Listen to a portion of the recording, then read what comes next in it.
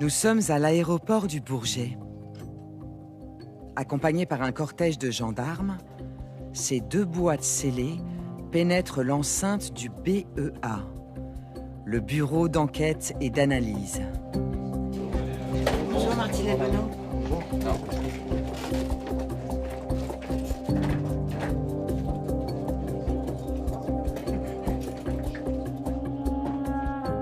À l'intérieur de ces boîtes se trouvent les 2 enregistreurs du vol Rio-Paris.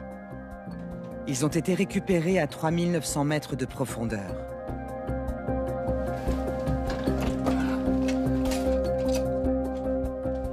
L'avion s'était évaporé au milieu de l'Atlantique, il y a près de 2 ans. Il vient d'être retrouvé grâce à un effort collectif sans précédent.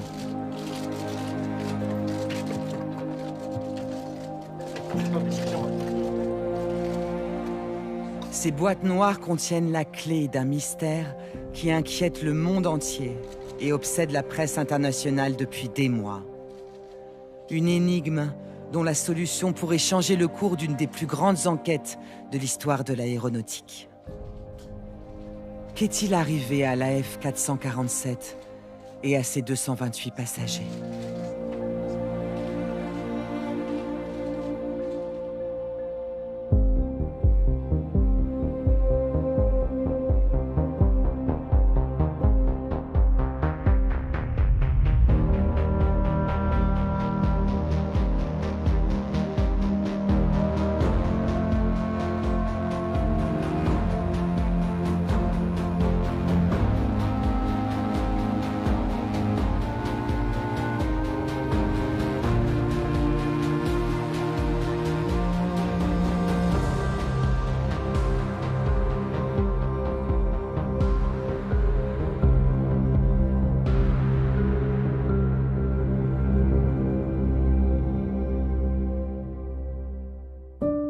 Le 31 mai 2009, à 22h29, le vol AF 447 décolle vers Paris.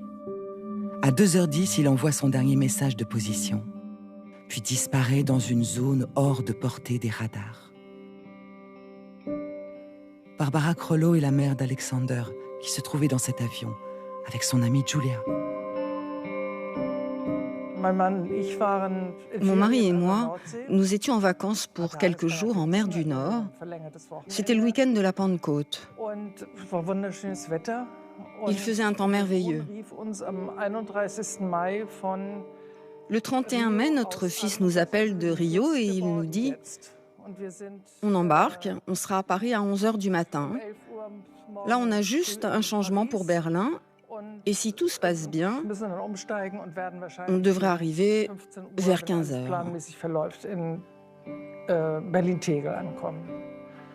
Le lendemain, c'était encore une très belle journée. Je me rappelle parfaitement du ciel bleu. On était en train de nager avec mon mari et j'ai pensé, moi je suis dans l'eau et mon fils, lui, il est au-dessus, dans le ciel. Aujourd'hui, je me dis, mon Dieu, en fait, il était déjà au fond de l'eau, à 4000 mètres de profondeur. À toutes les personnes attendant l'arrivée du vol Air France 447 en provenance de Rio, de bien vouloir se présenter au comptoir d'information Air France, situé niveau arrivée du terminal 2E. On vous dit, il y a un avion qui a disparu. Enfin, c'est quand même incroyable. On vous dit qu'un vol d'une compagnie nationale sur un Airbus, donc c'est des compagnies qui sont quand même relativement bien maintenues, enfin, c'est considéré quand même comme une compagnie une des plus safe au monde, qui disparaît. Et il n'y a personne qui est foutu de vous dire où il est. Il est extrêmement rare qu'un avion de ligne commerciale se volatilise ainsi. En quelques heures, cette disparition fait la une des médias du monde entier.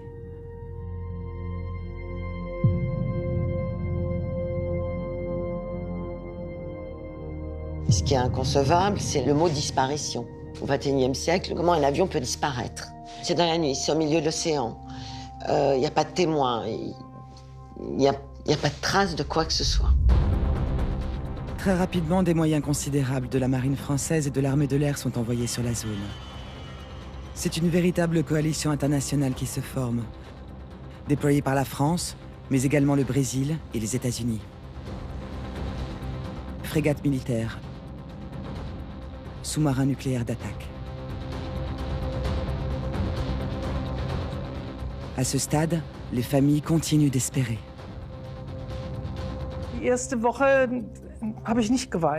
La première semaine, je n'ai pas pleuré. Parce que tant qu'on n'avait pas de certitude, je me disais, c'est tout à fait possible qu'ils aient survécu. Quelqu'un dans notre famille disait, Alexandre nage bien, Julia aussi. Si ça se trouve, ils s'en sont sortis. Dans cette situation, c'est ce genre de pensée irrationnelle qui vous traverse. Dans les jours qui suivent la disparition, les Brésiliens retrouvent la dérive de l'AF 447, ainsi que de nombreux débris. Au total, 1000 éléments flottent à la surface, soit 5% de l'appareil. Ces indices apportent une première certitude. Il est impossible que les passagers aient survécu. Ça y est, notre fils est mort. Il est mort et on doit l'accepter. Même si on n'est pas encore sûr à 100%, parce qu'on a toujours de l'espoir. Mais bon, la réaction saine, c'est d'arrêter d'espérer, parce que c'est fini. Parmi les débris flottants de l'avion, 50 corps sont retrouvés. Ils sont rapatriés pour être identifiés. Mais où sont les 178 autres victimes? Où se trouve l'épave de l'avion? Là, on se dit, on a retrouvé l'appareil. Donc, on a retrouvé l'appareil. On va retrouver le reste des gens, voilà. En fait, non. Non.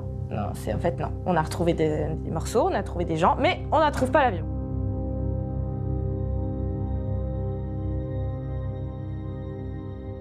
Quand vous perdez un proche sur un accident de la route, je pense que vous souhaitez quand même savoir les conditions dans lesquelles c'est arrivé, comment il est parti, comment on aurait voulu savoir s'ils ont souffert ou pas.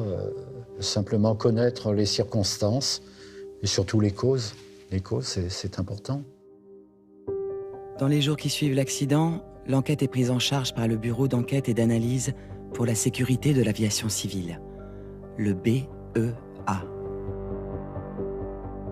C'est dans ces bureaux que les enquêteurs vont élaborer toute leur stratégie. Leur objectif, retrouver les boîtes noires qui permettront de comprendre ce qu'il s'est passé. D'emblée, ils sont conscients que cette enquête sera exceptionnelle. Ils décident donc de filmer l'intégralité des recherches qui vont se dérouler loin de tout. À la tête de ce bureau, Paul-Louis Herslagnan, une référence en matière de sécurité aérienne. Il a l'habitude des crises. Pourtant, depuis le 1er juin, les inquiétudes se bousculent dans sa tête. Cet accident, ces causes, est-ce qu'en les comprenant, nous pouvons en éviter d'autres? Est-ce qu'il n'y a pas actuellement d'autres avions qui risquent d'avoir un accident, peut-être pas identique, mais comparable? Qu'est-il arrivé à cet A330? Panne technique? Erreur de pilotage? Face à ce grand point d'interrogation, impossible de rester les bras croisés. Ce n'est pas normal qu'un avion tombe du ciel sans que personne ne sache pourquoi. Il y a tellement de gens qui prennent l'avion chaque jour. Alors bien sûr, il y a eu des rumeurs sur une bombe, sur un acte terroriste. Et jusqu'à ce qu'on connaisse la vérité, personne n'est à l'abri. On ne sait pas s'il y a eu un problème avec l'avion ou sa maintenance. Tant qu'on ne l'a pas retrouvé, personne ne peut savoir ce qu'il s'est vraiment passé. Qu'est-ce qui a coûté la vie des 228 passagers et membres de l'équipage? Où repose-t-il désormais dans l'immensité? Bien que les indices soient rares, les enquêteurs gardent leur sang-froid. Ils s'appuient sur la dernière position connue de l'avion. À partir de là, il trace un cercle de 75 km de rayon et délimite ainsi la zone des recherches. Falaises, pics, grandes plaines. Sous l'eau, ce relief très accidenté en fait l'une des zones les plus mystérieuses et les plus hostiles de la planète. C'est dans ces immensités qu'a disparu le pilote Jean Mermoz, 70 ans avant le Rio-Paris, sans jamais être retrouvé. C'était comme si on recherchait un petit élément dans une partie de la Suisse, pratiquement une grande partie de la Suisse. On était quelque part en train de rechercher une aiguille dans une botte de foin.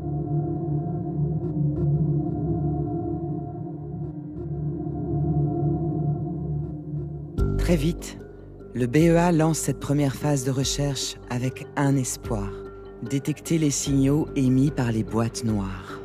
Pour cela, l'Émeraude, le sous-marin de la Marine nationale, est venu sillonner la zone.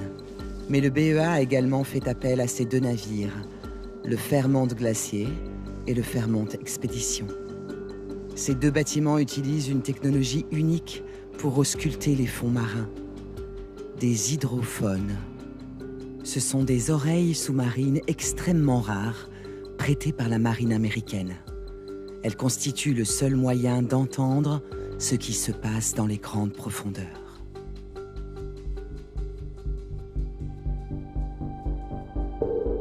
Objectif : écouter les sons émis par les balises présentes sur les boîtes noires de l'avion. Dans le jargon, on les appelle les pingers. Une fois immergés, ils émettent un signal régulier, toutes les secondes. Mais dans l'immensité, détecter ces pingers est un défi immense. Il faut tout d'abord que les balises aient survécu à l'impact au moment de l'accident. Et surtout, qu'on les retrouve dans les 30 à 40 jours, durée maximum de l'émission du signal. Situation, votre position. Alors actuellement, Le BEA est engagé dans une véritable course contre la montre. Airbus, Air France, les familles des passagers. Tout le monde suit chaque jour avec attention ce qui se passe en mer. position dans le carreau M35. Il faut trouver. Il faut qu'on trouve. De toute façon, on n'a pas le choix, il faut qu'on trouve. On a 30 jours pour trouver, il faut qu'on trouve. Et on avait tous les moyens, on avait les meilleurs moyens possibles, à bord et sur les autres navires, pour trouver. Pour coordonner cette armada de moyens, le BEA a aussi affrété cet immense navire, le Pourquoi pas.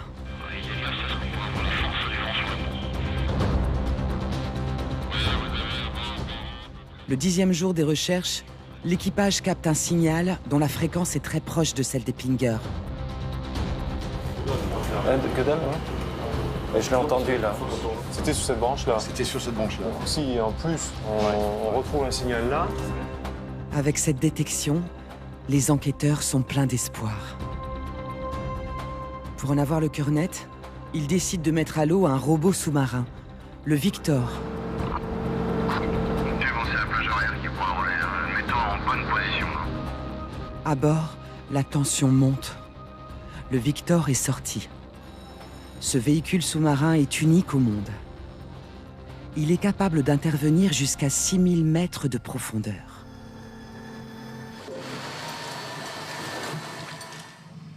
Une fois mis à l'eau, le Victor plonge doucement dans les abysses.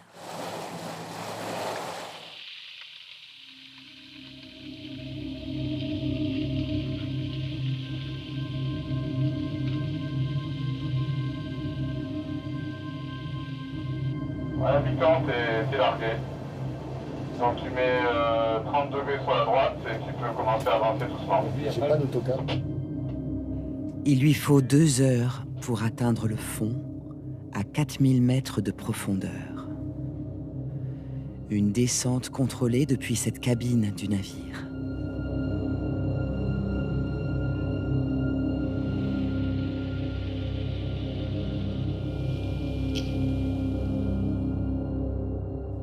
Le Victor commence alors son exploration.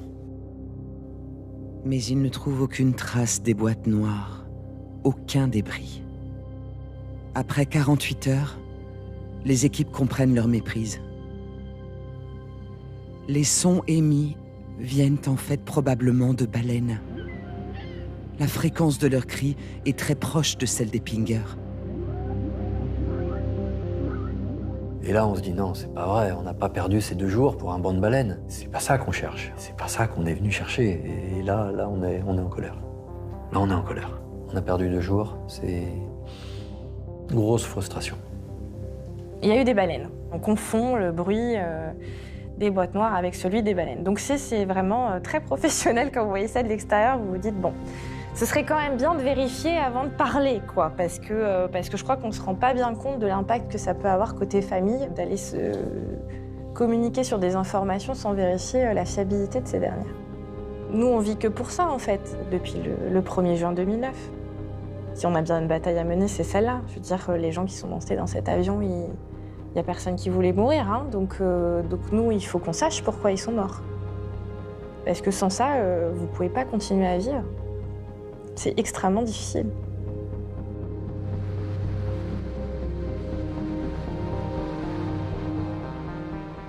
Après ce premier faux espoir, l'exploration continue. Cela fait 3 semaines que la recherche des pingers a commencé. Dans 10 jours, 20 jours avec un peu de chance, ils vont cesser d'émettre. Pour ne pas perdre une seconde, un hélicoptère de la Marine nationale vient ravitailler le pourquoi pas. Pour tenir jusqu'à la fin de la mission, des vivres sont élitreillés.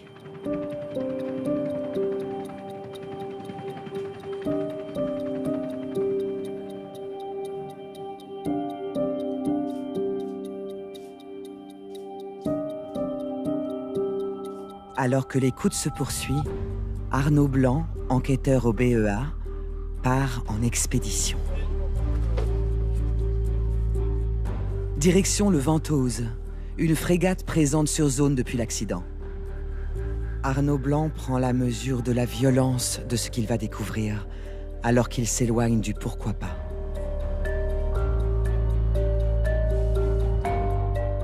C'est sur le Ventose que les premiers débris flottants de l'AF 447 ont été repêchés. Bonjour. Bonjour. En l'absence des boîtes noires, ces débris sont les seuls éléments tangibles pour faire avancer l'enquête. Bonjour. Bonjour. À l'arrivée.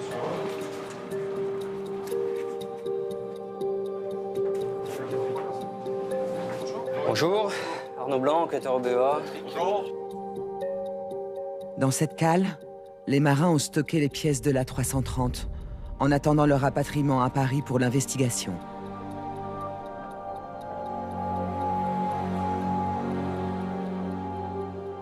Coffre à bagages, masque à oxygène, pièces de la cabine. Ces éléments ne sont que la partie émergée de l'iceberg. C'est la première fois qu'on voit quelque chose de concret. Jusqu'à présent, on sait que cet avion a disparu. Mais on n'a jamais rien vu de cet avion. Le fait de voir concrètement des morceaux d'avion, des morceaux de siège, des morceaux de bagages, effectivement, là, on sait, ça y est, on est dedans.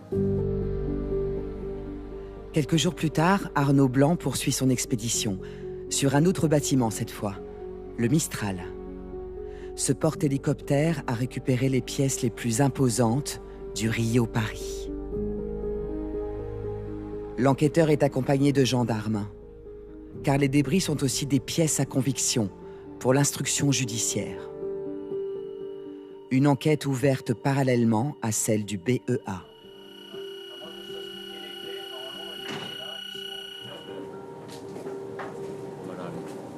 Bon, voilà le stockage des pièces. On a évalué à ça à peu près 35 mètres cubes. Aucun indice ne doit être négligé. Cet homme vêtu d'une blouse blanche est un spécialiste d'Airbus. Il est venu pour identifier les pièces de l'A330. C'est la 1015. Un carénage de mon réacteur. C'est tous les masques, oui, masques, même ceux qui sont tombés. Oui. Ils ne sont pas dépliés. Non, parce que... Ils sont encore repliés. Oui, les sachets, on voit bien qu'on n'a pas respiré dedans. Ils n'ont pas été déclenchés. C'est-à-dire, normalement, après, tu tires et tu as le... Tu ouvres le robinet pour ouvrir l'oxygène.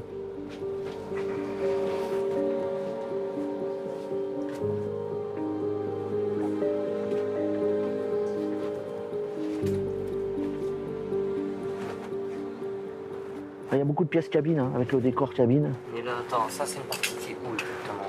En soute-arrière. Soute-arrière. Non, c'est un conteneur amovible. Ah, d'accord. J'aurais pas envie de dire que ça nous donnait vraiment des indices, mais des impressions, un sentiment. Par exemple, que l'avion était arrivé à plat. L'avion s'était pas disloqué en vol, en tout cas. La quête des boîtes noires se poursuit depuis près d'1 mois. Mais les enquêteurs continuent à travailler sans relâche. Il ne reste plus que quelques jours pour espérer capter le son des pingers. Allez, on remonte et on va se diriger vers le point 63. Alors nous sommes à 2500 mètres. 2500. On remonte 200 mètres et ensuite on transite vers le point 61. Malgré l'inquiétude, les équipes se réunissent chaque jour autour du coordinateur de la mission, Frédéric Hervelin. On y croit jusqu'au bout. On est dans la bonne zone. On sait que les pingers potentiellement émettent encore, donc on ne lâche rien jusqu'au bout. Alors que la batterie des pingers est proche de l'épuisement, l'équipage décide de tenter le tout pour le tout. Utiliser ce sous-marin mythique, le Nautile. Il y a 30 ans, ce submersible a permis d'explorer l'épave du Titanic. Piloté de l'intérieur, le Nautile permet d'explorer à l'œil nu des zones théoriquement inaccessibles. Une plongée dont Arnaud Blanc garde un souvenir très vif. Il y a plus d'hommes qui ont été dans l'espace que d'hommes qui ont été dans les grandes profondeurs marines. C'était vraiment une plongée dans l'inconnu. On ne savait pas du tout vers quoi on allait, ce qu'on allait trouver ou pas.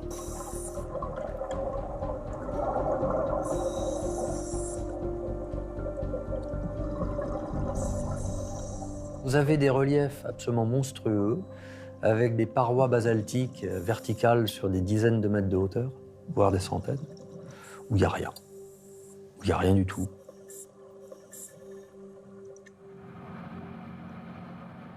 Après 8 heures au fond des mers, Arnaud Blanc remonte à la surface.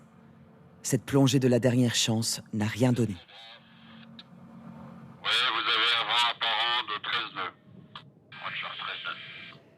Ça y est, les enquêteurs viennent d'atteindre la date butoir. En théorie, les pingers ont cessé d'émettre. Ils sont désormais indétectables. Bilan de cette première campagne, en 1 mois, cette zone a été explorée par les hydrophones américains. Dans le jargon du BEA, on dit qu'elle est blanchie. On sait que l'avion se trouve ailleurs. Avant le retour, l'équipage du Pourquoi pas se réunit sur le pont. Une étrange cérémonie s'improvise autour du commandant Philippe Guillemet. Il décide de s'adresser symboliquement aux 228 victimes du vol Rio-Paris. 228. À l'aube de notre mission, je voudrais vous adresser un dernier adieu au nom de tous les marins et navigants du Pourquoi pas, au nom de toutes les personnes, à terre comme en mer, qui ont mobilisé toute leur énergie pour nous aider dans nos recherches. Je voudrais que vous sachiez que sur le Pourquoi pas, chacun d'entre nous a donné le meilleur de lui-même pour tenter de percer le mystère du drame qui vous a arraché à la vie. Du côté des familles, ce premier échec commence à nourrir des soupçons sur l'intégrité même de l'enquête. On s'interroge. Le BEA, Airbus, Air France ont-ils vraiment intérêt à lever le voile sur un accident qui risquerait de les mettre en cause? Bah là, on patauge dans la semoule. Donc on se dit, c'est pas possible. Le BEA qui est si expert que ça, avec les moyens technologiques dont on dispose aujourd'hui, on ne retrouve pas pareil. C'est invraisemblable. Donc là, oui, ça commence à alimenter vraiment les suspicions. Il y avait cette idée que peut-être on essayait de cacher des choses aux gens. Cette extrême défiance, cette extrême méfiance, cette idée que tout le monde voulait cacher tout, que tout le monde avait intérêt à cacher tout, la compagnie aérienne, il y a des énormes enjeux industriels. C'est quand même la question qu'on s'est posée, est-ce qu'on ne fait pas semblant de chercher ailleurs? Histoire de dire, on a vraiment fait tout ce qu'on a pu, vraiment, on a cherché, mais on n'a pas trouvé. S'imaginer que le BEA ne veut pas trouver la vérité, c'est comme s'imaginer qu'un médecin ne veut pas vous guérir. Est-ce que j'aurais vraiment sali 30 ans de carrière pour des intérêts mesquins à court terme?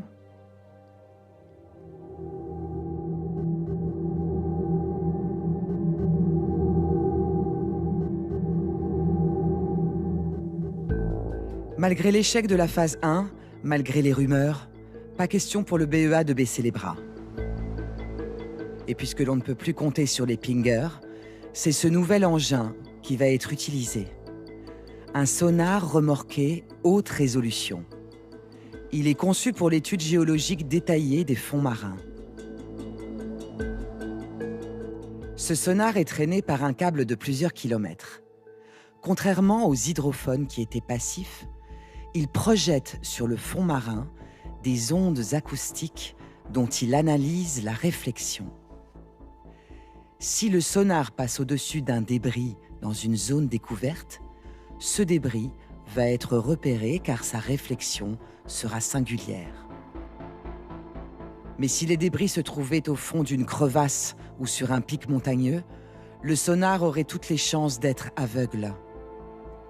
La réflexion des pièces pourrait se confondre avec celle de la roche volcanique. Il faut donc analyser le fond marin dans ses moindres recoins, afin d'essayer de comprendre où pourrait se cacher l'épave de l'avion. Olivier Ferrante, le responsable de toutes les recherches en mer du BEA, a embarqué sur le pourquoi pas. Il sait que sur ces immenses relevés, la moindre anomalie pourrait le mener sur une piste. The scale is important. And yeah, and this item is 250 meters out.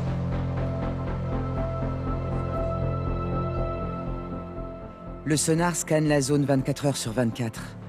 Mais les recherches sont extrêmement lentes. Imaginez, il progresse à la vitesse d'un homme qui marche. Tout va très lentement en mer. On ne pense pas quand on parle de ce fameux cercle de 70 km de rayon. Ça faisait une surface qui fait à peu près le double de la Corse. C'est grand. Quand on cherche des débris qui vont être dans quelques kilomètres carrés au maximum, c'est très difficile. Quand vous êtes famille, vous en fichez de savoir qu'on utilise telle ou telle chose que vous voulez, c'est du résultat. Donc, même si on nous dit il y a tel ou tel moyen qui a été déployé, vous y connaissez rien, vous. Est-ce que c'est vraiment bien? Est-ce que c'est... Je ne sais pas. Tout ce que je veux, c'est que vous le retrouviez. Le travail est titanesque et rien n'est laissé au hasard. En cas de doute sur les échos du sonar, le Victor est mis à l'eau. Olivier Ferrante ne quitte pas les écrans des yeux. Mais après 22 jours de recherche, toujours aucune trace de l'AF 447. Environ 9 millions d'euros ont été dépensés. Et l'on n'en sait guère plus qu'au premier jour. Durant cette deuxième phase, seul ce petit rectangle a été blanchi. Olivier Ferrante était pourtant parti plein d'optimisme. Retourner bredouille d'une phase de recherche, c'est très dur pour le moral. C'est un sentiment d'échec. On ne revient pas complètement bredouille puisqu'on a blanchi une zone, mais quand même, cet avion demeure introuvable.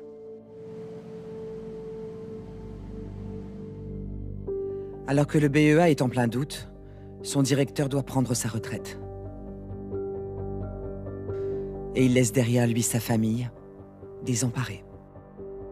Je sentais bien que le BEA arrivait à un moment difficile de cette enquête. Tous les faits, tous les éléments qui avaient été recueillis avaient été exploités à ce stade. Et donc là aussi, j'avais l'impression un petit peu de par la force des choses, de trahir mon équipe, de les laisser seuls devant un défi qui est de serrer les dents et de s'accrocher et puis de dire « Allez, je repars au boulot » en essayant cette fois, en espérant que je finirais par trouver. Jean-Paul Troadec, son nouveau directeur, a une conviction. Explorer systématiquement tout le cercle serait beaucoup trop cher. Et surtout, beaucoup trop long. Alors pour essayer de cibler plus précisément sa prochaine tentative, le BEA fait appel aux meilleurs chercheurs du monde en matière de courants marins. Ces scientifiques partent de la position des débris retrouvés après l'accident et calculent de quel endroit ils auraient pu dériver afin d'identifier le site de l'épave. Tous les calculs convergent vers une zone de 2000 km² au nord-ouest du cercle. C'est là que doit se trouver l'épave de l'AF 447. Ce qui était intéressant, c'était quand même que c'était plusieurs scientifiques de plusieurs pays avec des modèles différents qui semblaient pointer dans la même direction. Donc ça, c'était convaincant.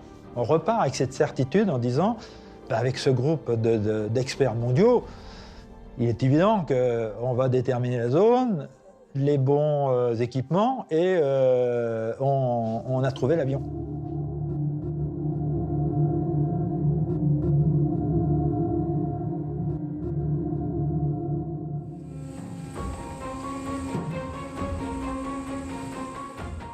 Nous sommes sur le port de Recife au Brésil, 9 mois après l'accident. Les deux navires affrétés par le BEA, le Seabed Worker et l'Anne Candice, lèvent l'ancre.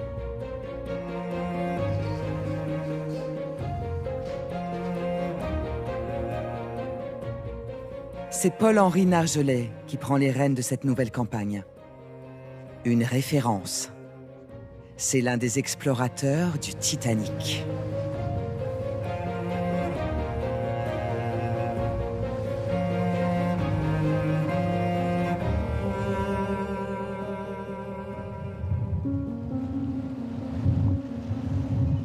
À peine arrivé sur zone, l'équipage du Seabed Worker prépare son nouvel engin. Il s'agit du Remus, un véhicule sous-marin autonome qui va rendre les recherches beaucoup plus efficaces. 3 exemplaires sont embarqués sur le navire. Cette petite merveille de technologie a été mise au point par une équipe américaine de Woods Hole, un institut océanographique de renom.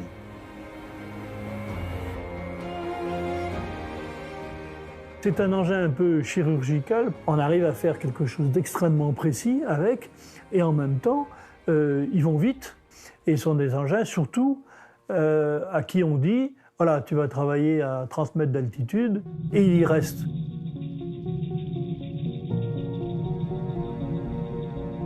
Une fois arrivé au fond, le Remus déclenche son sonar. Il fonctionne comme un véritable drone sous-marin. S'adaptant au relief, il sonde les profondeurs avec une précision chirurgicale. À proximité du fond, il déclenche son appareil photo, permettant ainsi de visualiser ce qui se trouve vraiment au fond de l'eau.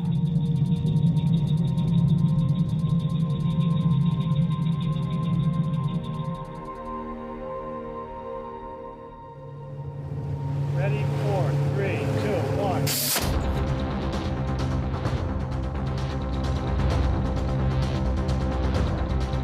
La mise en œuvre simultanée de ces 3 Remus est exceptionnelle.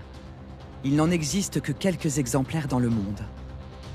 Il a fallu suspendre des missions scientifiques d'envergure pour les mettre à disposition des recherches.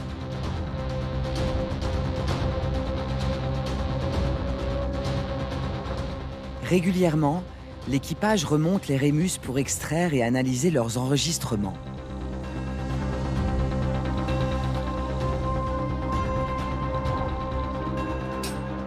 Mais pendant ce temps, en France, la pression monte de toutes parts.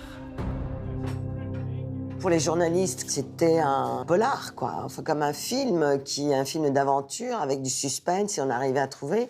Et là, on disait aux journalistes, bah non, non, là, vous allez attendre, quoi. Vous ferez comme tout le monde, vous attendrez. Tous les jours, on appelait pour savoir, alors, où est-ce qu'on en est?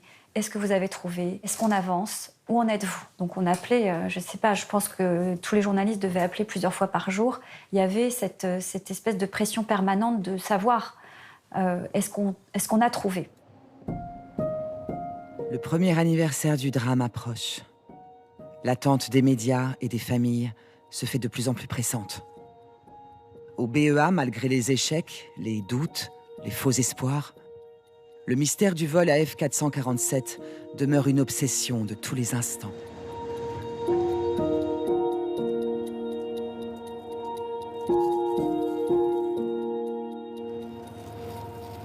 On ne peut pas déconnecter.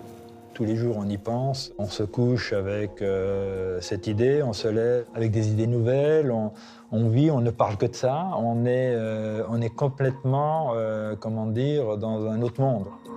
Mais alors que les recherches du BEA stagnent, dans la zone identifiée par les scientifiques, une nouvelle stupéfiante tombe. Le ministère de la Défense, lui, annonce qu'il a du nouveau. Bonsoir à tous. Dans l'actualité ce soir, beaucoup n'y croyaient plus. La marine française fait un pas en avant dans les recherches des boîtes noires du vol Rio-Paris. Selon le ministère de la Défense, le signal émis par les enregistreurs de vol aurait été capté au fond de l'océan par le sous-marin français l'Emeraude. À leur immense surprise, les enquêteurs apprennent que le sous-marin Emeraude a enregistré des sons de pinger 1 an plus tôt, lors des toutes premières recherches. Ces signaux n'avaient pas été entendus à l'époque. Ce sont des analyses faites sur les enregistrements du sous-marin 1 an plus tard qui ont permis d'isoler le fameux son des pingers. Le directeur du BEA convoque alors une conférence de presse, car les familles et les journalistes ne comprennent pas. À vrai dire, lui non plus. Je souhaite vous mettre en garde contre l'élaboration de scénarios et d'hypothèses prématurées. Tout d'abord, nous n'avons pas encore localisé l'épave. Nous pensons qu'elle a de bonnes chances d'être là, mais on a peut-être été suffisamment optimiste, trop optimiste dans le passé pour avoir des certitudes.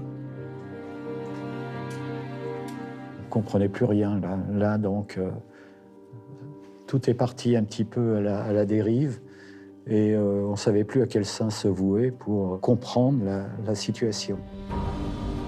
Sur le Seabed Worker, l'équipage est en plein dilemme. Faut-il se rendre sur la zone identifiée par le ministère à plusieurs jours de mer? Ou faut-il rester dans les 2000 km² indiqués par les calculs de rétro-dérive? Difficile de trancher. Mais on ne peut prendre aucun risque de rater l'avion. Troadec me dit qu'est-ce que vous en pensez? On y va pas? Ben, je dis on n'a pas le choix, il faut y aller, quoi. S'ils nous disent qu'ils ont trouvé quelque chose, il faut aller voir là.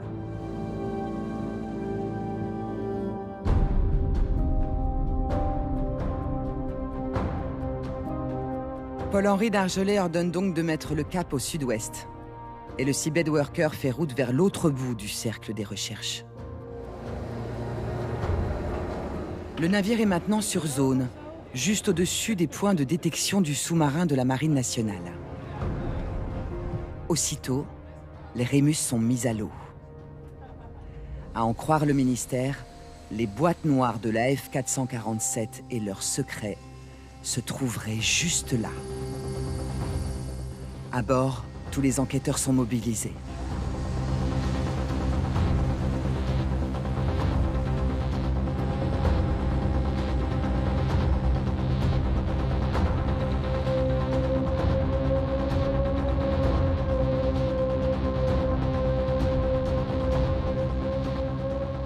Mais après quelques heures, les premières photos tombent.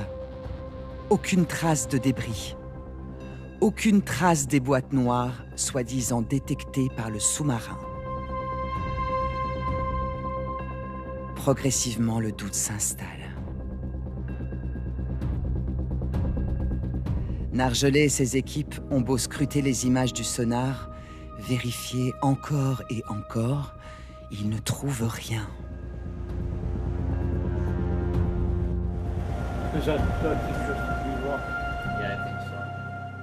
Le troisième jour, un rendez-vous téléphonique est pris avec le BEA à Paris. Car Olivier Ferrante, lui, a des nouvelles. Et elles sont pour le moins surprenantes.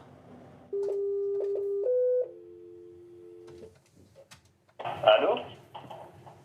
Donc on voulait vous informer un petit peu des derniers événements, des derniers rebondissements. Donc vous êtes bien, comme on dit, vous êtes bien assis? Bah écoute, oui, on est bien assis, ouais. Très probablement, le sous-marin a enregistré des sons qui venaient de l'intérieur du bateau. Très probablement un opérateur qui se faisait l'oreille sur un enregistrement de Pinger. C'est ce qu'on craignait et c'est ce qui semble vraiment se produire. Incroyable mais vrai. En analysant les enregistrements, le BEA a découvert que les signaux ne provenaient pas de l'extérieur du sous-marin, mais de l'intérieur même du bâtiment.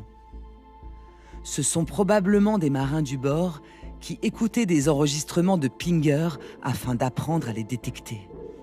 Bref, le ministère a cru à la résolution de l'énigme alors qu'il s'agissait seulement d'une erreur d'interprétation. On se dit mais pourquoi est-ce qu'ils ont fait cette annonce? C'est qu'ils doivent en être sûrs. Mais après, lorsqu'on commence à dérouler la pelote et à essayer de remettre les choses dans le contexte, on se rend compte que l'information leur a échappé. Et c'est pas bon pour la crédibilité du travail entrepris, donc c'est très, très, très frustrant. Il y a un moment donné, une information qui est partie et qui a dit on a un son, ça correspond quoi. Eh ben non, ça correspond pas du tout. Donc là, vous reprenez encore une autre claque quand vous êtes famille, quoi. Vous dites mais c'est pas sérieux, quoi.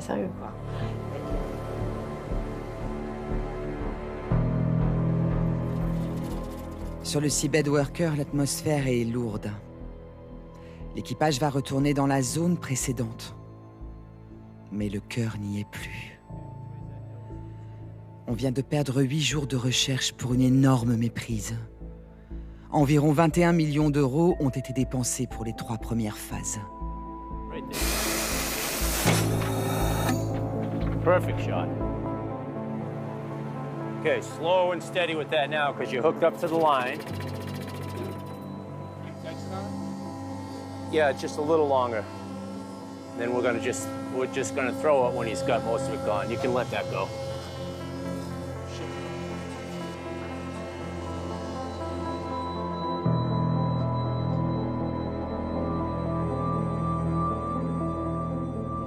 Au BEA, la frustration est à son comble. L'avion semble introuvable. Le mystère, insoluble. Les enquêteurs s'interrogent. Qu'est-ce qui peut bien clocher dans les recherches? Et si la zone identifiée par les scientifiques n'était pas la bonne? En modélisant les courants, ils avaient déterminé la zone de recherche pour la phase 3. Et si ces savants calculs étaient tout simplement faux? En réunion, Jean-Paul Troadec et Olivier Ferrante comprennent qu'il faut tout remettre à plat. Ils décident de repartir de choses très concrètes, de voir sur le terrain comment fonctionnent réellement les courants marins. Le BEA largue ainsi sur la zone des bouées équipées de GPS afin d'observer leurs dérives. En 15 jours, le résultat est stupéfiant. Les différentes bouées prennent chacune des trajectoires imprévisibles. Un constat s'impose. Dans cette zone au milieu de l'Atlantique, les courants sont en fait totalement aléatoires. Les calculs qui ont orienté les recherches depuis des semaines ne valent absolument rien sur le terrain. Toutes ces études de rétrodérive qui ont été faites par des gens très compétents, hein. Moi, je suis allé en particulier voir une équipe chinoise qui était à côté de Boston et qui était impressionnante parce qu'ils avaient un ordinateur gigantesque, enfin, etc. Ils connaissaient beaucoup de choses. Mais malheureusement, cette zone, c'est une zone qui est très mal connue et où il se passe n'importe quoi, n'importe comment. Aujourd'hui, on aurait pu penser que des experts à ce niveau auraient pu nous dire, vous savez, dans cette zone, tout est aléatoire, faire de la rétrodérive est quelque chose de pratiquement impossible. J'en dirai pas plus. Je me souviens de toute cette discussion autour des courants marins qui étaient beaucoup plus forts que ce qu'on avait prévu ou en tout cas modélisé tout ce discours-là, à un moment donné, il faut aussi un certain courage pour dire on s'est trompé, on est en échec et on ne sait pas ce qui va se passer après, on ne sait même pas si on va pouvoir continuer à faire les recherches parce que ça coûte cher. Mais que dit-on aux familles si on dit que ça s'arrête ? 1 an, jour pour jour, après l'accident, les familles convoquent leur propre conférence de presse. Après toutes ces déceptions, ces revirements, ces faux espoirs, le bras de fer avec le BEA se durcit. Les enquêteurs seraient-ils à la merci des politiques ? Des industriels ? L'avocat de l'association des familles de victimes s'indigne. Nous nous posons la question, y a-t-il des intérêts supérieurs? Et dans la mesure où nous sommes à la limite du mépris des familles de victimes, car encore une fois, on ne nous dit rigoureusement rien. C'est vous qui nous apportez les informations. C'est totalement surréaliste. On pensait qu'on n'aurait jamais la vérité sur ce qui s'est passé et que il fallait commencer à vivre avec cette incertitude, quoi. Et on se disait, c'est pas possible, on veut savoir, quoi. On veut savoir. Là, c'est le désespoir. Enfin, c'est le désespoir, on se dit ça s'arrête là. Mais après, vous êtes obligé de vous lever le matin, vous êtes obligé d'aller bosser, vous êtes obligé de continuer votre vie. Donc les jours passent, avec toujours dans un coin de votre tête, ça, dire on attend des nouvelles, et les jours et les mois passent. On était à peu près sûr que le BEA n'avait pas fait tout ce qui était en son pouvoir. Pour nous, la stratégie n'était pas la bonne et on ne s'est pas privé de leur en faire part. Vous vous rendez compte, plus d'1 an sans avoir aucune trace de la mort de l'être cher, c'est inconcevable. D'un BEA qui se dit être à la pointe, qui est reconnu à travers le monde, etc. C'est pas possible. Et donc la perte de confiance a été presque radicale. Ça pouvait pas être autrement. Vous nous dites, et il n'y a pas de résultat. Et en même temps, j'ai toujours pas la preuve de la mort de mon fils, de ma fille, de mon oncle, de mon mari, de mon épouse. C'est logique.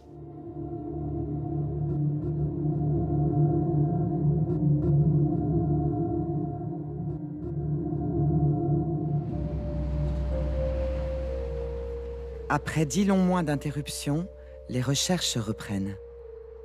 Jean-Paul Troadec, le directeur du BEA, a de nouveau réussi à obtenir de l'argent auprès d'Airbus et d'Air France pour financer et mettre sur pied une 4e campagne. Une conférence de presse est convoquée au ministère de l'Écologie et des Transports.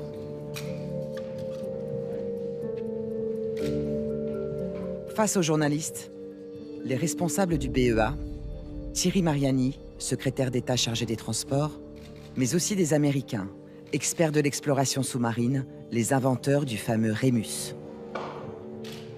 Nous sommes dans une situation qui n'a jamais été rencontrée dans l'histoire de l'aviation, c'est-à-dire tenter de retrouver une épave d'avion tombée dans des fonds très accidentés et de très grande profondeur et dont la position n'est connue qu'à quelques dizaines de kilomètres près. Ça n'a jamais été fait. C'est donc sur la base d'une stratégie d'exploration systématique de la zone du cercle de rayon de 75 km, non encore explorée par les moyens d'imagerie acoustique, qu'est lancée cette nouvelle campagne, dont les détails pourront être donnés par les représentants de l'Institut Woods Hole.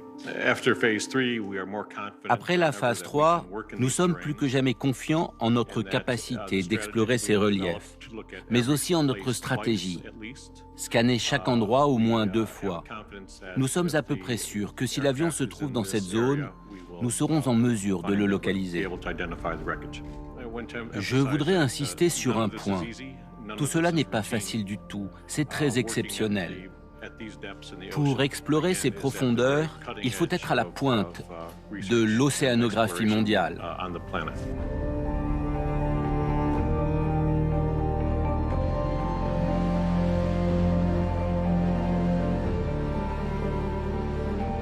À partir du port de Suape au Brésil, la phase 4 peut commencer. C'est sur ce navire, la Lucia, que va se dérouler cette nouvelle opération.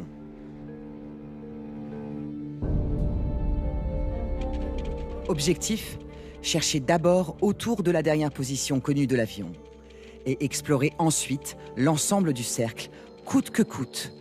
Bref, revenir à la case départ et réexplorer les zones blanchies, peut-être à tort, pendant la première phase.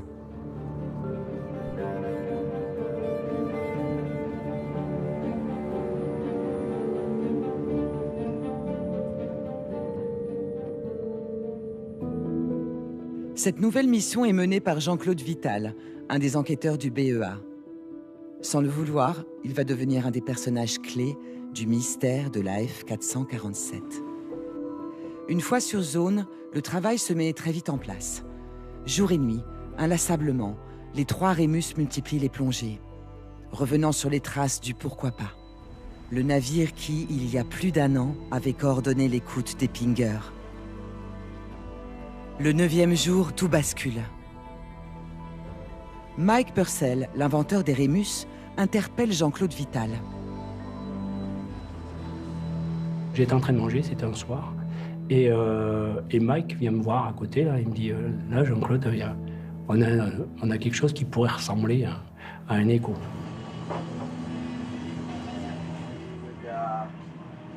Vous savez, il se crée des relations de confiance. Moi j'avais confiance en lui. Et je savais que s'il m'appelait, c'était pas pour rien. Toutes les images au fond de la mer, c'est quelque chose de très terne, c'est des images qui sont très grises, il n'y a rien. Et là, il y a cette image-là qui est caractéristique. Et là, effectivement, on se dit, ah, là, c'est peut-être bon, quoi. Sur le relevé sonar, cette tache étrange se distingue clairement du fond.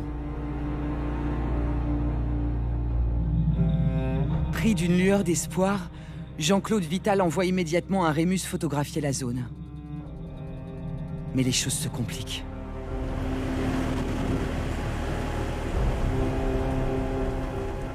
Et puis il y a une tempête, quoi. Donc là, enfin une tempête, c'était l'eau, on n'a pas pu remonter le Rémus, donc il a fallu attendre plusieurs heures encore, le temps que la mer se calme, pour pouvoir récupérer le robot.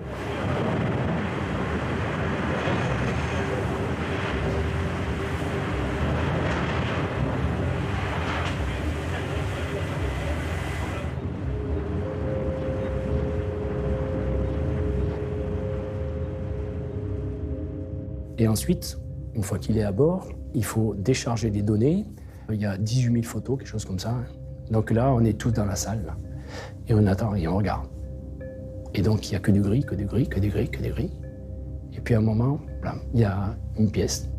C'est quand même bizarre. Donc on avance un peu, puis on voit de plus en plus de pièces, quoi. Et puis après, on dit, ouais, c'est ça, quoi. Et là, j'ai dit, stop, on arrête tout, et puis je vais prévenir.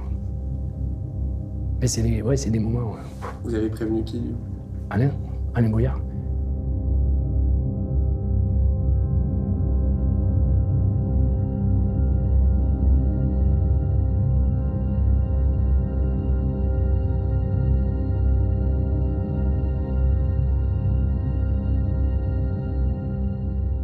Jean-Claude Vital m'a appelé, je crois que c'était un samedi matin, vers 6 h, le 2 avril.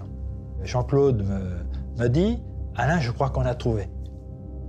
Et là, une joie interne, parce que tout le monde dort, mon épouse dort, et tout de suite, j'appelle Jean-Paul Troadec et Martine et pour leur dire « Je crois qu'on a trouvé ».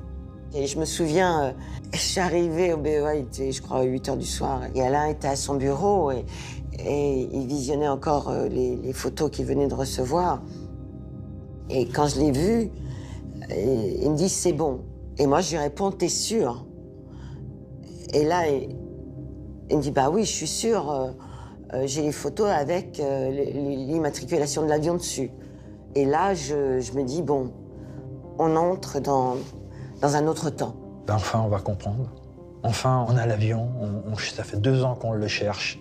On l'a, on a réussi, on a bien fait de persévérer. On va pouvoir faire progresser l'enquête. On va pouvoir apporter des réponses. Avec mon PC, j'ai récupéré les images et dedans, j'ai extrait les images qui étaient, donc on voit le moteur, les trucs, pour bien montrer qu'on avait trouvé l'épave, mais sans que ce soit morbide, quoi. Parce que mon but à moi, c'était vraiment, il est hors de question qu'on sorte quoi que ce soit qui n'ait pas été validé et surtout des images qui puissent être dérangeantes. Pour les enquêteurs, maîtriser la communication est alors un enjeu essentiel. Mais malgré leurs précautions, rien ne va se passer comme prévu. Jean-Paul Troadec informe de la découverte la ministre des Transports, Nathalie Kosciusko-Morizet. Mais celle-ci décide de révéler publiquement des détails que les familles ignoraient pour la plupart. Vous avez dit tout à l'heure, Nathalie Kosciusko-Morizet, qu'une grande part de l'avion d'Air France, une grande part de l'avion avait été retrouvée. Est-ce qu'on a des traces des victimes de cette catastrophe? On a plus que des traces, en fait. On a des corps. C'est-à-dire qu'il reste des corps dans la partie qui a été retrouvée. Donc c'est l'habitacle de l'avion? C'est une partie de l'habitacle de l'avion. Pas forcément l'ensemble, mais probablement... enfin, je ne suis pas technicienne, mais tout n'a pas explosé, si vous voulez. Il y a une partie de l'habitacle, et dans cette partie de l'habitacle, il y a des corps. Un grand nombre de corps? Il y a des corps. Déjà, c'est hyper violent, mais en plus, je sais pas, on peut pas annoncer ça comme ça. Et puisque, honnêtement, ça a même un intérêt pour l'opinion publique. Est-ce que ce genre d'information ne devrait pas rester que pour les familles? Il y a quand même eu, à ce moment-là, un niveau de détail extrêmement poussé qui a été balancé dans les médias. Ah, on a retrouvé les corps, ils sont en très bon état, parce qu'ils ont été très bien conservés. Puis les gens sont attachés à leur siège, ils ont même encore des cheveux sur la tête. Mais moi, je suis pas dans un film, je suis dans la réalité. Donc potentiellement, tu parles de mon frère là. Et donc pour moi, c'est presque de l'atteinte à la dignité de la personne qui est décédée en fait. C'était une séquence lamentable. En plus de dire que les corps étaient identifiables, tout le monde a pensé que ça y est, dans les jours qui suivent, on va remonter les corps et on va pouvoir enterrer décemment nos proches. Donc c'est ce que tout le monde a pensé. Donc ça a donné un espoir, si on peut parler d'espoir. Mais enfin bon, ça a quand même réconforté beaucoup de gens sur cet aspect-là. La colère des familles grandit encore lorsqu'elles se rendent compte que l'épave se trouve presque au centre du cercle, à 12 km seulement de la dernière position connue. Un endroit que les enquêteurs, après la phase 1, avaient éliminé de leurs recherches. Ayant sillonné le secteur avec leurs hydrophones sans faire de détection concluante, ils avaient blanchi cette zone. Aujourd'hui encore, certains proches des victimes ne comprennent pas ce qu'il s'est passé. Beaucoup avaient insisté pour que l'on explore en priorité autour de la dernière position connue.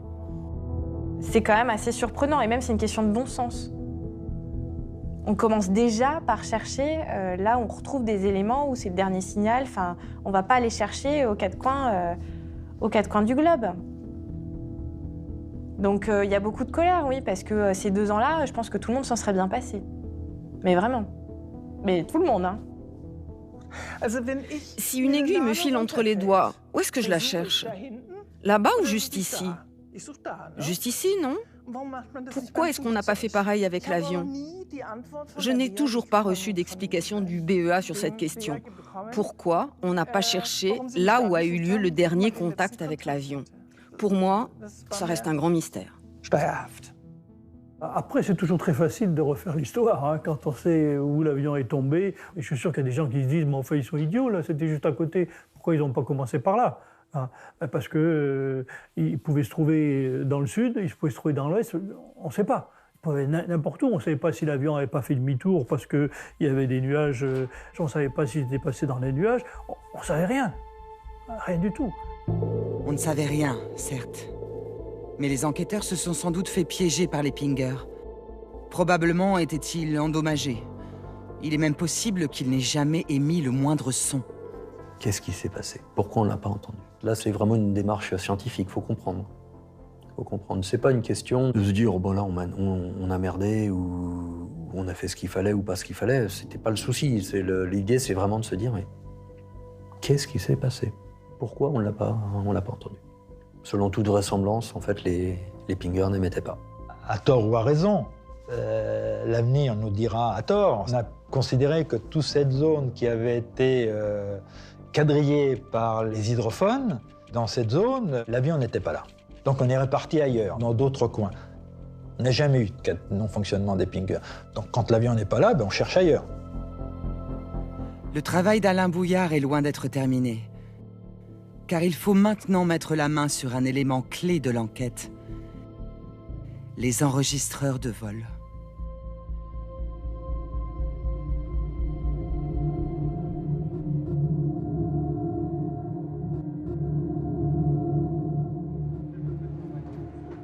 Alain Bouillard est venu en personne mener cette recherche inédite. Monsieur Bouillard. Je suis Kabelov, ici à bord. Le commandant m'a demandé de s'arrêter. D'accord. 22 mois après la disparition de la F-447, commence la 5e et dernière phase des recherches en mer du vol Rio-Paris.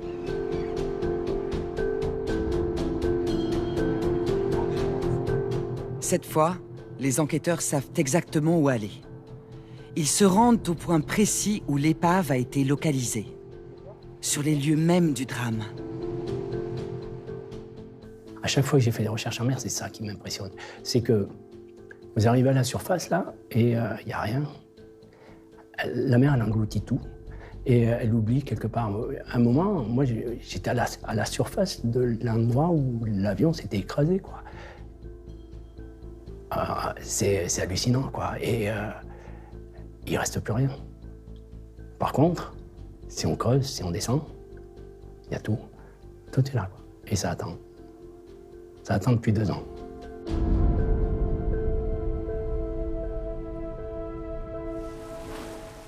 Arrivé au-dessus du champ de débris, l'équipage plonge ce robot sous-marin, le Remora. Grâce à lui, les enquêteurs vont explorer le site de l'épave, à la recherche des 2 enregistreurs du vol AF-447. Une équipe de techniciens contrôle le robot, relié au navire par un câble de plusieurs kilomètres. After you look at this, you gotta take those turns out of your cables. Stop a minute. Zoom. Okay, now it's interesting. Roger that. Heading out. Any idea? This is a flex door. It's a passenger door? Yes. That's all you know? La tension est palpable. En découvrant l'épave, les enquêteurs prennent la mesure du drame qui s'est produit ici.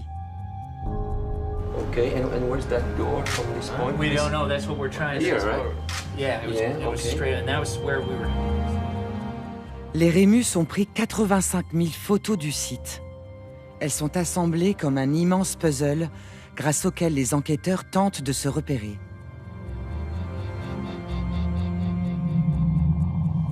Mais à 3900 mètres, la seule lumière disponible est celle du Remora. Alain Bouillard le sait. À ce rythme, la localisation des boîtes noires risque de prendre des semaines. 45 meters. Thanks, 45 meters. Then let me know when you get a visual on it. Pour tous ceux qui ont vécu la dernière étape des recherches, certains souvenirs restent gravés. Comme ce message transmis aux équipes de recherche. Je me rappelle d'un email que le BEA avait reçu de la part du mari d'une des hôtesses de l'air. Il disait « S'il vous plaît, transmettez mes remerciements à tous les gens présents sur le bateau, à toutes les équipes de recherche, les techniciens, les marins.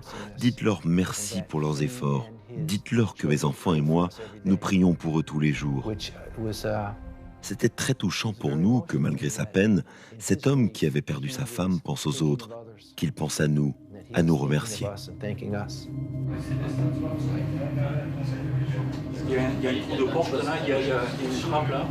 Je dirais qu'il y a 2 trucs. L'autre là aussi. Non. À droite, c'est noir.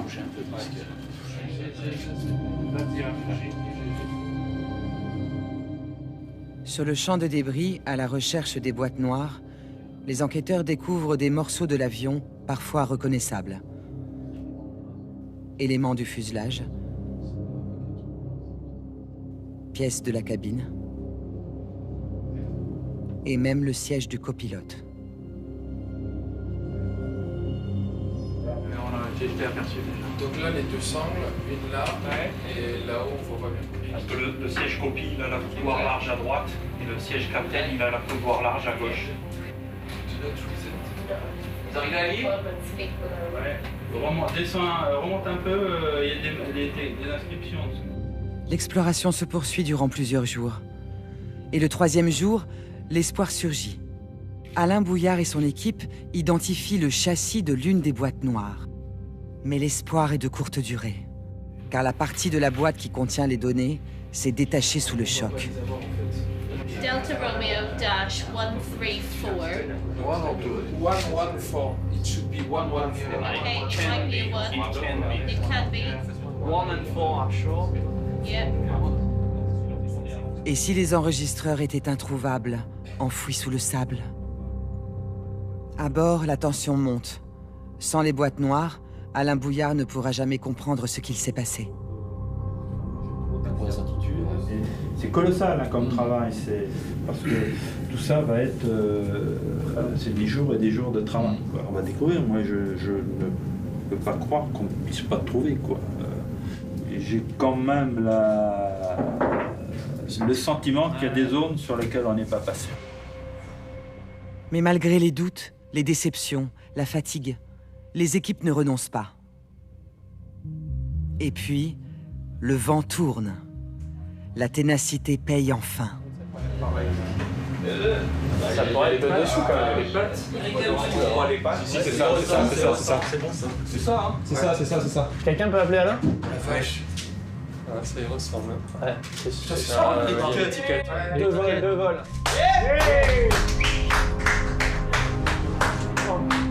Where's the phone? Which phone? To call Alain. Oh yeah. Top of the plotter right. Ouais Alain, on en a un. Tu descends? À tout de suite.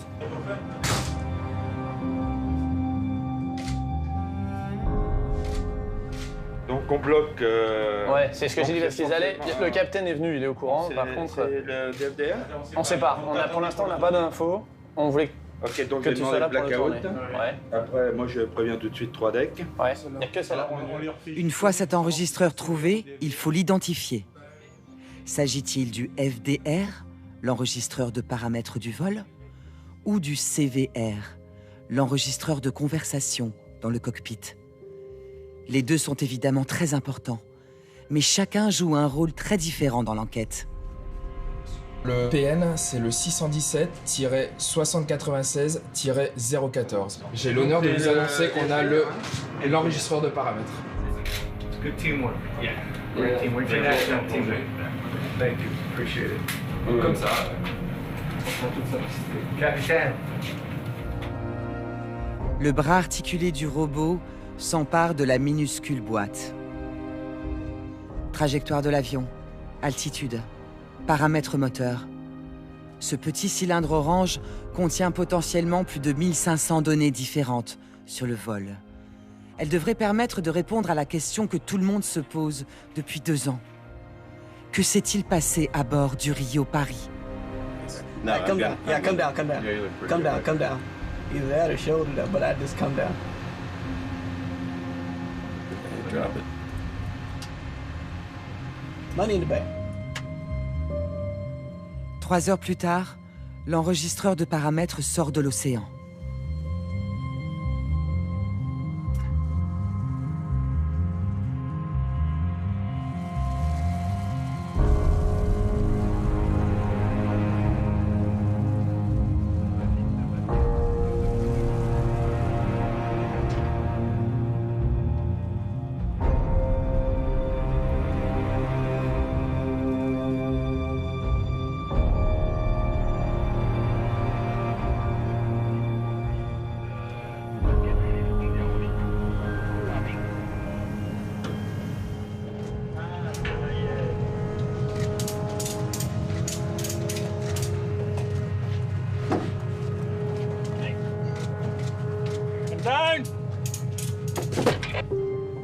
Aussitôt sur le pont, L'enregistreur est replongé dans l'eau pour éviter tout risque de corrosion au contact de l'air. Les enquêteurs ne veulent prendre aucun risque avec les précieuses données.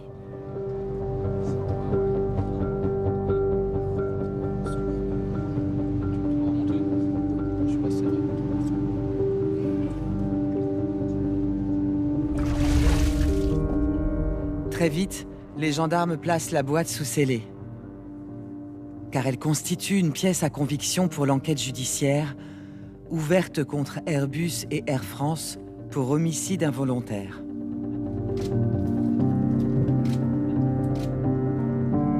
Ok.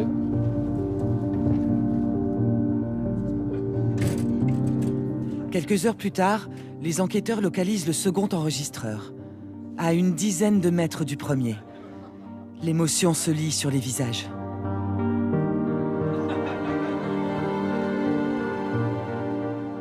Le BEA, l'industrie aéronautique, les familles et la presse du monde entier attendent ce moment depuis 2 ans.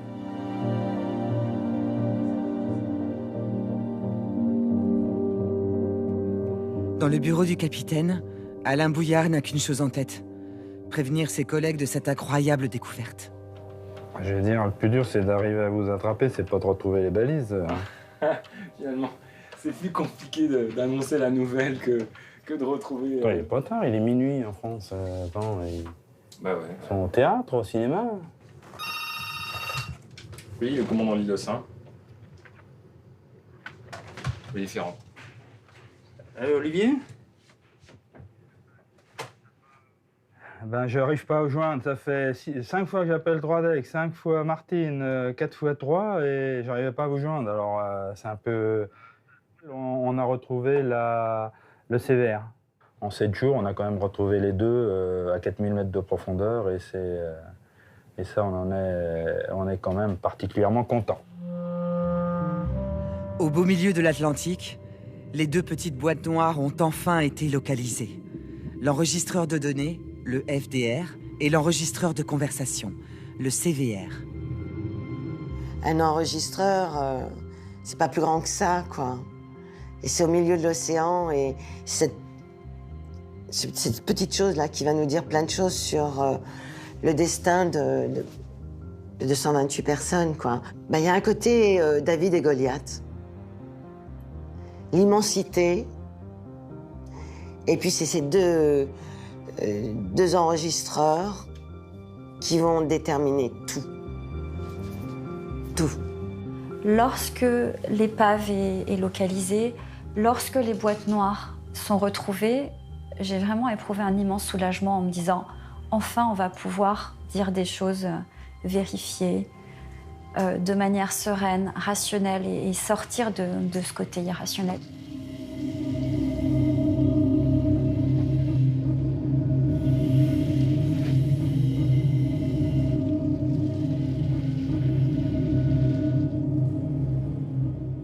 Il aura fallu 176 jours de mer et pas moins de 31 millions d'euros pour retrouver ces 2 boîtes noires et peut-être enfin comprendre les causes du drame.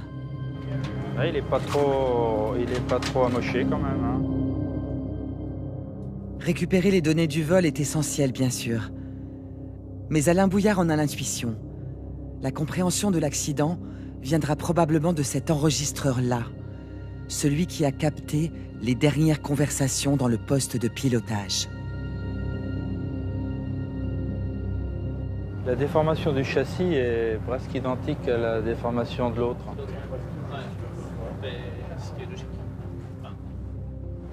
En espérant maintenant que l'état intérieur sera aussi beau que l'état extérieur.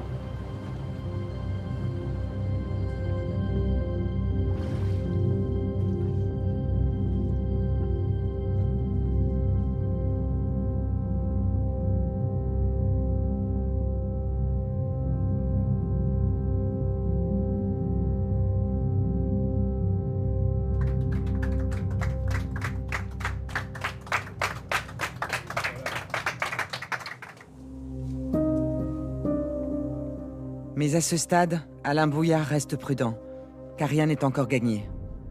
Si les boîtes noires s'avéraient inutilisables, certains débris pourraient apporter des informations très précieuses.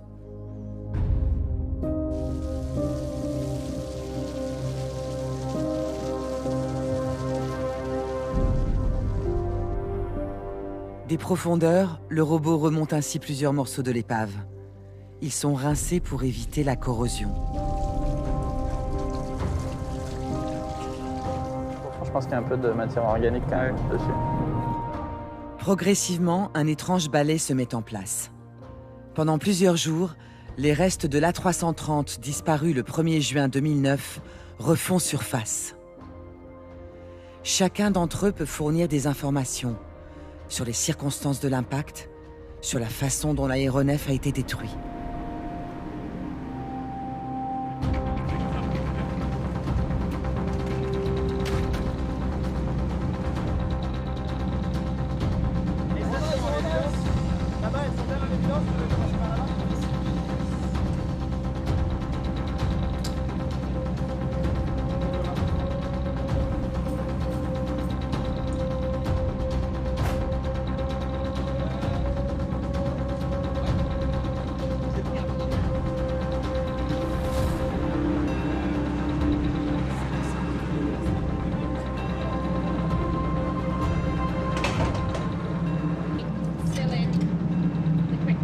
Okay, quick release, yes. We've got the right and left black strap.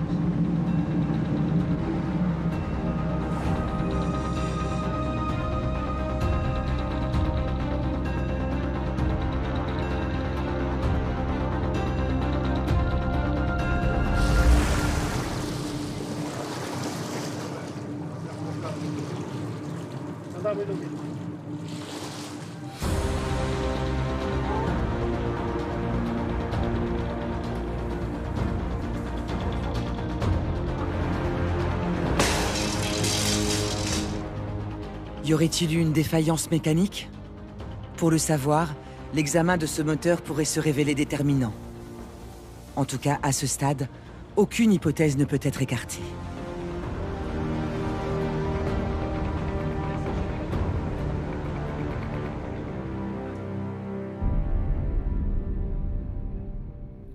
Mais les plus grands espoirs portent évidemment sur les boîtes noires. Un patrouilleur de la Marine nationale est envoyé pour les rapatrier au plus vite à Paris, au BEA. Alain Bouillard ne va pas les lâcher d'une semelle. Trouver les boîtes, c'était une première étape. Les lire était l'étape la plus importante.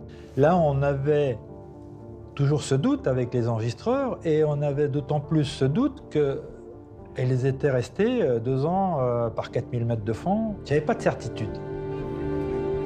Toutes les précautions sont prises. On attache aux boîtes noires des bouées pour éviter le pire. Leur chute dans l'eau serait une catastrophe.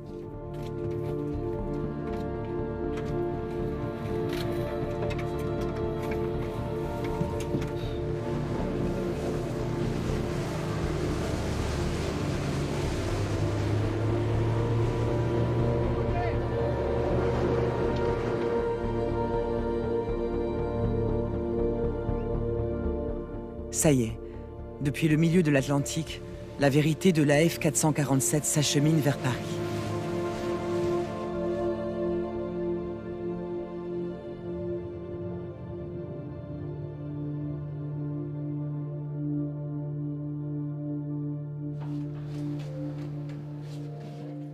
Quelques jours plus tard, au BEA, arrive le moment clé, l'ouverture des enregistreurs de vol.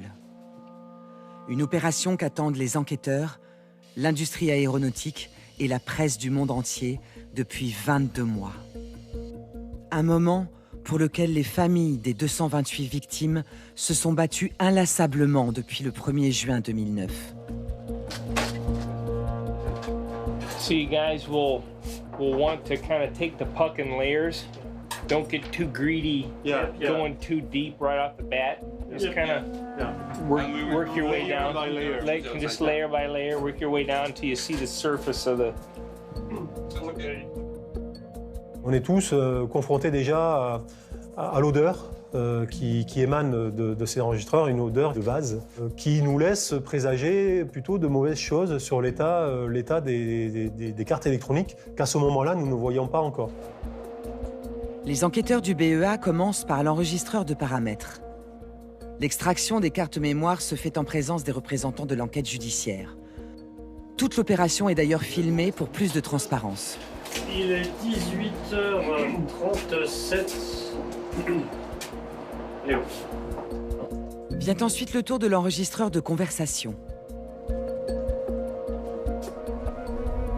VR 120-12 768. 768. Même sur le bord là. Ouais, moi parce que là ça bouge pas là. Après 2 ans à 3900 mètres de profondeur, il est en plutôt bon état.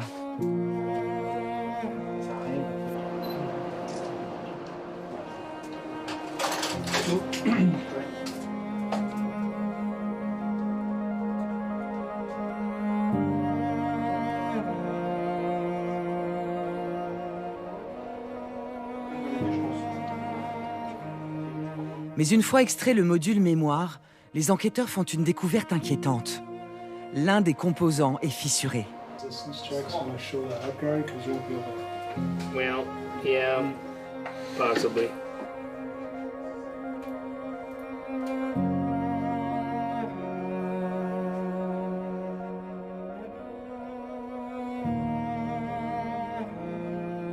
Après des heures de séchage pour enlever l'humidité, de nombreux examens, des réparations, il est l'heure de mettre les enregistreurs sous tension.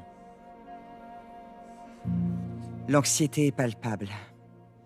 Au BEA, tout le monde retient son souffle. « 25, 23, 21. » Et le verdict tombe. Malgré le temps, la profondeur, l'humidité, les 2 enregistreurs sont lisibles. Le téléchargement fonctionne. Le moment vraiment fort, c'est quand on nous dit qu'elle marche.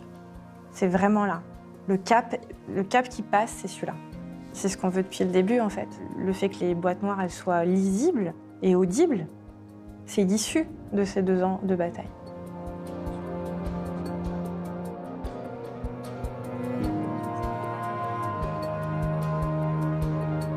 Après 22 mois de suspense, la vérité va enfin être connue.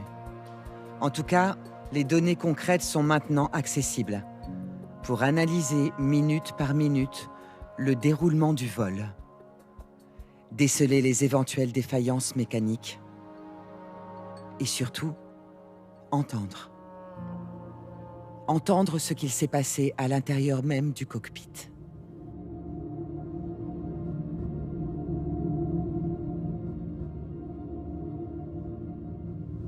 Nous étions pétrifiés, nous étions blancs. À la fin de l'écoute, nous sommes restés peut-être un quart d'heure, personne n'osait se regarder, personne n'osait parler. Nous avions vécu le crash de l'Air France 447 en direct.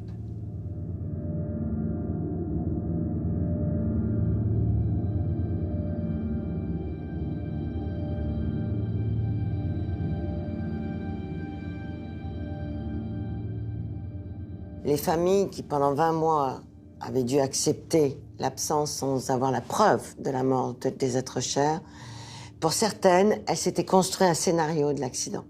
Parce qu'autrement, elles ne pouvaient pas. Elles ne pouvaient pas accepter.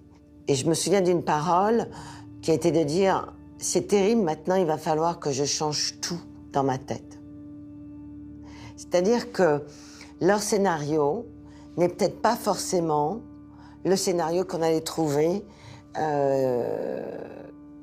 de l'accident à partir des enregistreurs et à partir de l'enquête. Et j'ai trouvé ça terrible. 5 juillet 2012. Le BEA livre aux familles et à la presse ses conclusions finales sur l'enquête. Nous voici donc à la fin de plus de 3 ans d'une enquête exceptionnelle. Exceptionnelle tout d'abord par la dimension internationale de cet accident exceptionnelle par le mystère qui a longtemps entouré les circonstances précises de cet accident. Selon le rapport final du BEA, les causes de l'accident sont comme souvent multiples. Quelques heures après le décollage, se forment des cristaux de glace sur les sondes pitot qui servent à mesurer la vitesse. Les indications de vitesse sont alors faussées, ce qui désactive le pilotage automatique. Au même moment, des alarmes se déclenchent dans le cockpit. Surpris, le copilote aux commandes cabre l'avion à l'excès, provoquant ce qu'on appelle un décrochage. L'avion perd sa portance et commence à chuter. Dans la nuit noire, les pilotes ne voient rien. Ils ne comprennent pas ce qui se passe. Ils ne savent plus comment réagir. 4 minutes plus tard, l'avion percute l'océan.